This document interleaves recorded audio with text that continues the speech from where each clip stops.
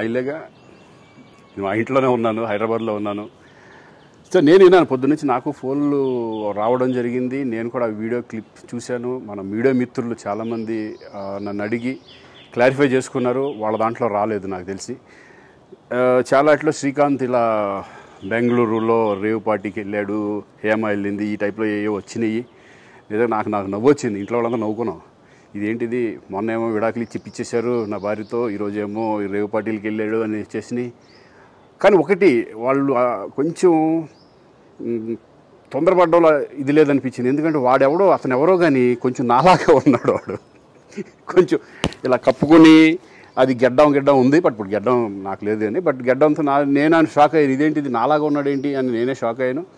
So దయచేసి ఎవరు నమ్మొద్దు.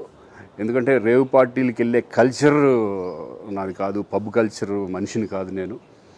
ఒక్కోసారి బర్త్డే పార్టీలకి వెళ్తాము, ఒకవేళ తెలియకుండా ఏదైనా వెళ్ళినా ఒక హాఫ్ అన్ అవర్ నుండి వచ్చేస్తాను తప్పితే అటువంటి ఏమీ లేదు. రేవ్ పార్టీ ఎలా ఉంటుందో కూడా నాకు తెలియదు. సో దయచేసి ఎవ్వరూ ఈ విషయాన్ని నమ్మొద్దు.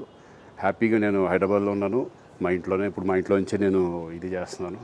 సో దయచేసి మీడియా మిత్రులందరికీ కూడా నేను చెప్పేది ఏంటంటే, ఏ విషయం కరెక్ట్గా తెలుసుకోకుండా మీరు కూడా థంబ్నైల్స్ పెట్టేసేసి, నా బొమ్మ వేసేసి రేవ్ పార్టీలో పట్టుబడ్డ శ్రీకాంత్ ఈ టైప్లో వేస్తున్నారు. కాబట్టి దయచేసి ఎవరు నమ్మొద్దు. అది అతను అలాగా ఉన్నాడు అనే ఒక విషయంలో మీరు పొరపాటు పడి ఉంటారని నేను అనుకుంటున్నాను. దయచేసి అది నేను కాదు. Thank you. ఇటువంటివన్నీ కూడా నిజంగా కొంతమంది, వాళ్ళందరికీ నిజంగా థ్యాంక్స్ చెప్పుకుంటున్నాను నేను. కొంతమంది మీడియా మిత్రులు నాకు డైరెక్ట్గా తెలుసు కాబట్టి, వాళ్ళ ఫ్రెండ్స్ లాగా నన్ను ఇచ్చేస్తారు కాబట్టి, వాళ్ళందరూ నన్ను డైరెక్ట్గా అడగడం, నేను చూసి ఇద్దరు నవ్వుకోవడం, వాళ్ళు వాళ్ళ దాంట్లో వేయకుండా చూశారు కొంతమంది. వాళ్ళందరూ కూడా నేను థ్యాంక్స్ చెప్పుకుంటున్నాను. దయచేసి ఇవన్నీ నమ్మొద్దు.